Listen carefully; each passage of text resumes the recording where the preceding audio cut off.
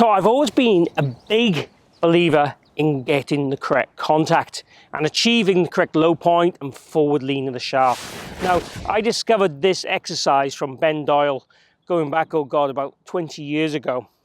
I saw some videos of him and Steve Elton working on this very bunker routine I'm going to show you now. And for me, if you did this little and often, almost like for 5 minutes a day, whenever you practice, this will transform your ball striking to get you really hitting these crispy divots after the golf ball. So if you get yourself into a bunker, and basically if you draw a line where the ball would be, then move the ball out the way initially, what I'm looking for you to do is to be able to land that golf club almost as far after that line as you possibly can initially. And initially we're just looking at really, can I dump that club with no fall through, a big meaty divot? Can I fly that sand out of the bunker each and every time? Then, still setting up to that line where the ball was, can we then start to add some more pivot? So still land and pivot. So land and pivot.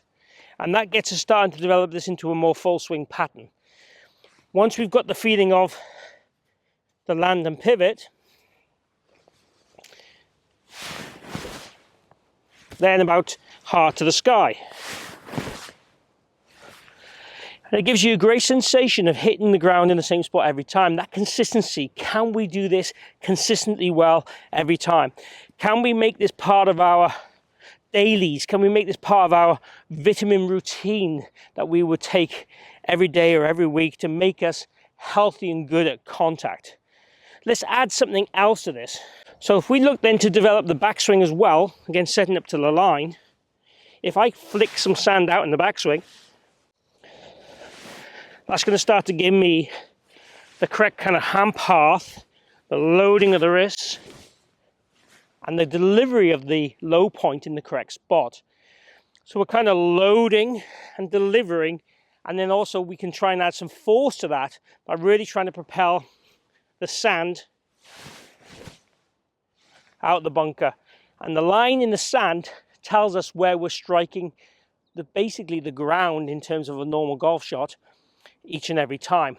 And we're looking obviously for the ball, then the divot to be accomplished consistently and accurately every single time.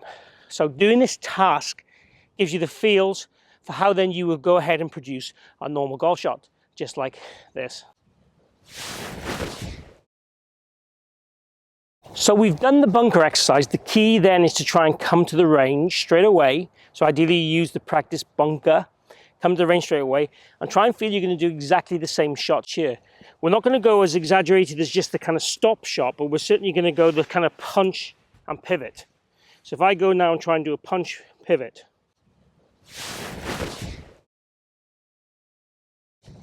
and the strike there, the divot, fantastic. Then this build up to full swing.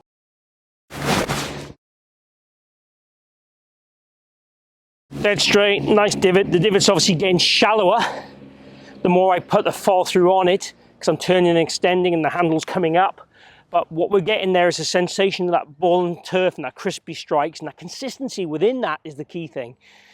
So, and if we get that pressure, that shaft lean, for me, it takes left out of play for me. My bad shot with an iron would be more the club head turning over a bit too much and the ball going left. Obviously, if you're a slicer, you get a little bit scared of getting the shaft lean. Make sure we are rotating and staying connected with the lead arm to the torso, and then it won't give you the right shots. The crispy divots, the contact kind of overrides everything initially. If we get that right, we will be successful. The other bits are add-ons. So contact has to be good, and then give yourself direction and then distance after that. Give us a go if you want to play better golf. And again, remember, just do it for 5 minutes every practice.